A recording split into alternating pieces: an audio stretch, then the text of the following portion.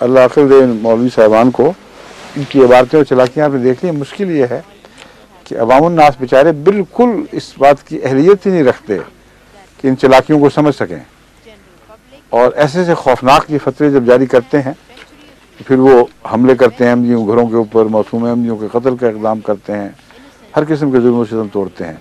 لیکن پھر بھی اہل پاکستان کی شرافت کی داد دینی چاہیے کہ ان سب لغویات کو سننے کے باوجود جس قسم کا ان کو اشتعال دکھانا چاہیے وہ نہیں دکھاتے. اس کا مطلب ان کے دل گواہ ہیں کہ یہ مولوی جھوٹے ہیں، اور یہ گواہی دن بدن بڑھتی چلی جا رہی ہے.